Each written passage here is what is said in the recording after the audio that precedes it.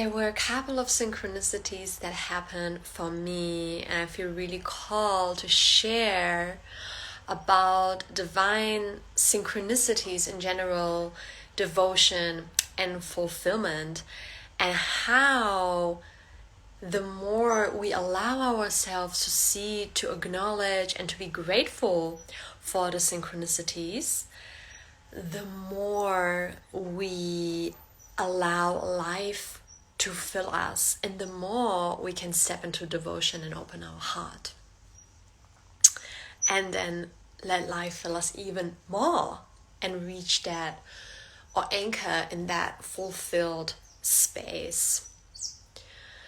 So first of all, divine synchronicities or synchronicities are really just happening all the time, because we are not separate from life.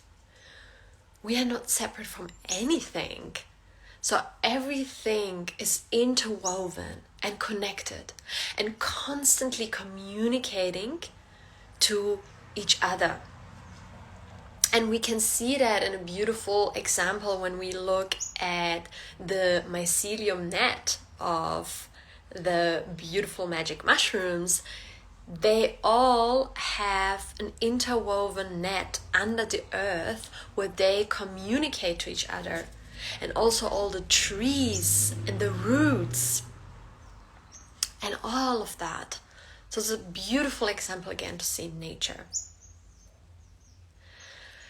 And the same thing happens with all of life, and therefore also with us humans. But because we are so busy to live in our minds and to go on day by day thinking about what we have to do later, or what we have done yesterday, or what we should have said to that person or shouldn't, or worrying about stuff and stories, we miss these synchronicities. And I guess also for many of us that are already further on the path and more evolved, we or let's say more aligned to the truth, we see them more often, and often it can be in like numbers 1111, or just you think of someone and suddenly this person calls you or texts you or so on. So there you are already aligned to a deeper level of synchronicities and them showing up in your life, or manifestation. You think of something that you want to create or bring into your life, and somehow the opportunity opens up and the door is there and you just have to step through. So that is already where we then are vibrating on that level of deep alignment.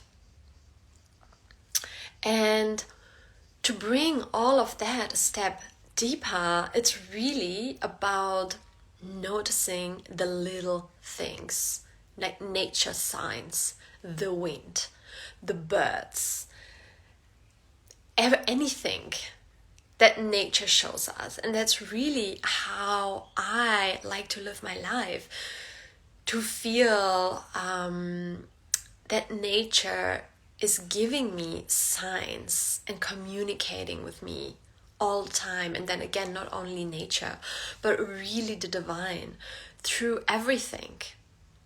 And the more we can allow it to be true. So for example, you see something, you feel a breeze of wind, you see a certain thing, and you're like, oh wow, this could be a sign for that, of what I was just thinking about, or what I want to act up on or not act up on, or it's just a confirmation that I am in alignment. Yes, I want to take that as a sign, versus, oh yeah, that could be, but maybe it's not, or maybe it's just something that's happening in my mind, or I'm just making it up. And so you have the choice.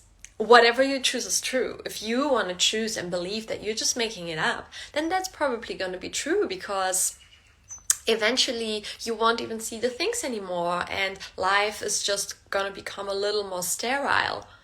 But then on the other side, if you are choosing it to be true, that these things are really signs and they're constantly and always communicating with you, you're choosing that to be true, it becomes more and more, and also from that space, more and more palpable. And then the more it becomes palpable, the more you'll realize that it's not only you, but it's really that interconnected web of constant communication with each other. And then from that space, the heart naturally opens up to a deeper level of devotion, because it is just so clear. You can't even deny it anymore. And that's really when we move from the mind into the heart, because often all the beautiful things stay as concepts in our mind. They may be a knowing, but they're not embodied yet as an experience and as a feeling. And that's really the state where we want to get to. It's when we can experience it really in life, when we can feel it, when we can see it, when we can wake up in the morning and be like, wow, this is just incredible. Me being here in this physical body, being able to experience all the things and the whole spectrum of what it means to be a human, what it means to be a soul incarnated into this vessel. It's just pure divine magic, and at the same time also can sometimes be so intense and so painful, and all the emotions, the full spectrum that we get to live. But then the deeper we can drop into the heart and into living from that space of devotion and allowing ourselves to acknowledge the synchronicities and be grateful for them, the easier it will get. That doesn't mean that things will not happen, that we won't experience suffering or pain, but it will just be easier because we can see it through the lens of the heart and through the lens of love. And also at the same time, there will be naturally more and more expansion, because we're allowing ourselves, as we are in the heart, to be filled by life, by the divine, by God, however we want to call it. And we're allowing ourselves to surrender. And from that space of surrender, we merge more and more with life. And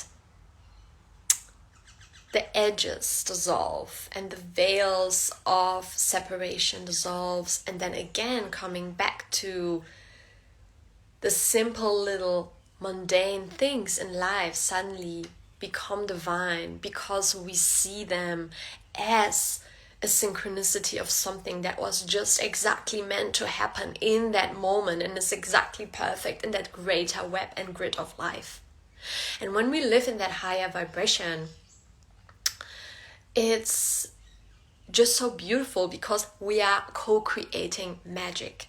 We are co-creating goodness. We are co-creating more love.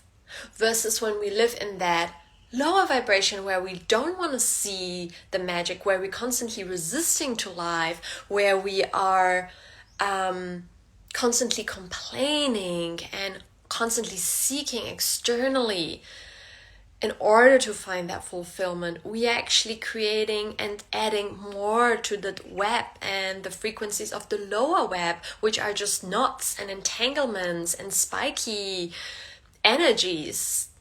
So then we are creating more of that and participating in that. So again, it's really us who can choose. What is it that we really want? Ask yourself, what is it that you really want? How do you want to live your life? Do you want to live your life in alignment with your heart, with love, with listening? Then you can start here and now. Listen to the synchronicities. You being here now and listening to this is a synchronicity. It's guided you here for a reason. Whatever happens in your life is guiding you and showing you the pathway. Always. In any moment. That's the thing. It's not like that suddenly we have to become this messiah or enlightened being or have to reach a certain frequency. No, it is always constantly guiding us. But the way how we respond to it is then that what either supports us to rise into more love or what's going to create more knots of suffering and resistance. So it's very simple in that way. And then also in the same time, yes, we are humans. And yes, we carry trauma and pain, and our nervous system may be in fight or flight, and we may not feel safe, and we may not feel anchored in the earth and in our root. And that is why it may be more difficult for us to reach the frequency of our heart and to open our heart, because how can we open our heart if we are not feeling safe? The first foundation for us to truly open our hearts is for us to feel safe and to feel anchored in our bodies, and for our nervous system to be relaxed. Otherwise we cannot open. And when I say open the heart, it's also open the bodies, it's open our yoni, it's open all the cells. It's not only the physical heart, but that's really the center point. And in order to get to that space of deeper inner safety, we can do it in many different ways and face it from many different angles. And one of the ones that I shared as a simple one just before is listening to those divine synchronicities. And the more we see them, the more we kind of open up to that magic. And it allows us to believe and to trust. And the more we believe and the trust, the more of them will come to us.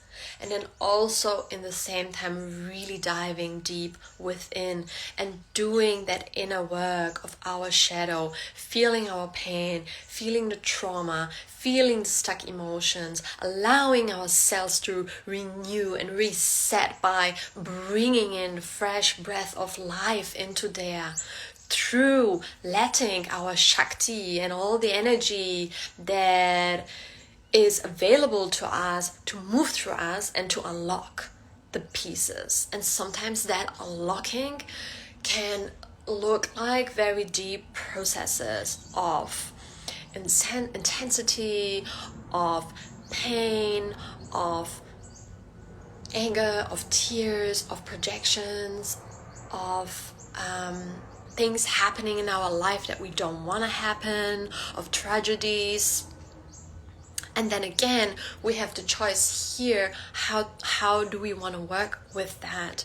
Do we want to allow the things that happen in the external that are really a reflection of us is not separate? Do we want that to affect us so that we create more knots and that we go and lower and lower and dim our light further and further and further because of all the unbearable pain? Or do we want to be the warriors of light and use any situation that comes up in life to dive deeper into feeling? What is it that we choose? And the way how I like to work with this personally and also with my students, and I am also creating a beautiful divine intimate group program for sisters to be able to dive into these different layers through artistic expression. So we create poetry, we create art pieces, we move our bodies, we dance.